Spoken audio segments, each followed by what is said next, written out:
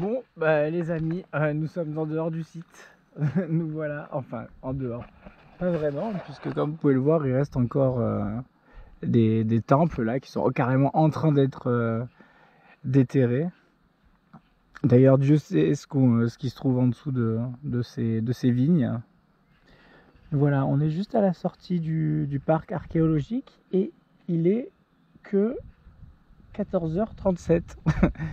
Je suis un peu dégoûté, mais c'est la vie, c'est comme ça, on sait exactement où on se trouve et d'où les conséquences. Nous sommes actuellement au parc archéologique de Kouma, qui se trouve dans les champs flégréens, un endroit qui est réputé notamment récemment, actuellement, pour son activité volcanique perturbante.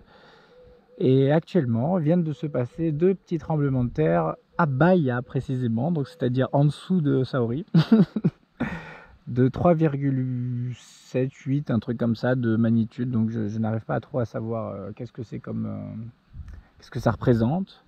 En tout cas, moi je n'ai rien senti. En tout cas, mais bon, c'était assez particulier comme situation. Voilà, ils sont venus me chercher. J'étais tout en haut de l'acropole, au temple de Jupiter, en train d'apprécier le paysage, assis sur un banc, perdu dans mes pensées, etc. Et on est venu me chercher gentiment. Voilà, donc voilà, on aurait pu avoir un tremblement de terre. La fin aurait pu se passer sur la Via Sacra entre le temple d'Apollon et le temple de Zeus. Donc pourquoi pas.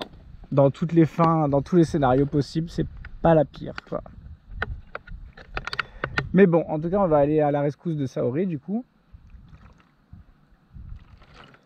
De toute façon, demain, on s'en va. On va aller se cacher derrière Capri et la côte amalfitaine. Donc, je sais pas si c'est très loin, tout dépend de l'amplitude des problèmes. Si les problèmes parviennent juste là maintenant, ce qui serait quand même très dommage. En tout cas, on a des magnifiques images du sanctuaire qui étaient vraiment à couper le souffle, hein. C'était entre les vues comme ça sur la Méditerranée, sur Pittacus et les temples, etc., qui étaient encore, on avait vraiment l'ambiance, on pouvait rentrer dedans, ce qui est très rare en Italie. C'est pas si rare qu'on puisse rentrer dans les temples, alors que dans les autres pays, je pense que ça m'est jamais arrivé, hein. C'est qu'en Italie, hein, que j'ai pu vraiment, pour l'instant, j'ai pas fait tous les sites archéologiques d'Europe, évidemment, mais c'est vrai que c'est une spécialité en Italie, vu que les gens sont respectueux, que c'est surveillé, que les gens font attention, et que de toute façon c'est que des passionnés qui viennent là, avec des fois des écoles, et du coup ils nous permettent carrément des fois de rentrer dans certains temples, comme ça a été le cas ici, quand même, de rentrer dans le temple de Jupiter, le temple de Zeus au sommet de l'acropole de Kouma. C'est quand même un honneur, c'est quand même un privilège, et c'est un endroit voilà, sacré, qui a traversé les millénaires, quoi. C'est assez incroyable, et les pèlerins passent toujours, voilà, pour le saluer. On lui a demandé secrètement, de nous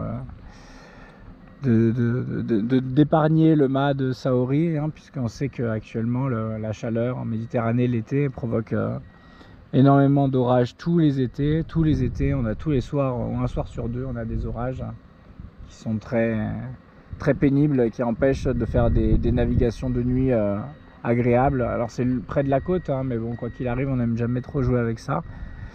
C'est des orages de beau temps, donc c'est moins violent qu'une grosse tempête, mais c'est quand même la foudre du dieu des dieux. Donc voilà, écoutez, aujourd'hui on est allé le saluer. On a vu quand même un petit peu toute la famille, hein, entre Artémis, Hermès, Apollon, Zeus et qui reste Aphrodite. Voilà, donc ça fait quand même une belle partie de la famille. Il manque encore du monde, donc on va aller voir ça dans les prochains sites. Voilà, je vous embrasse et je vous dis à bientôt. Bye bye.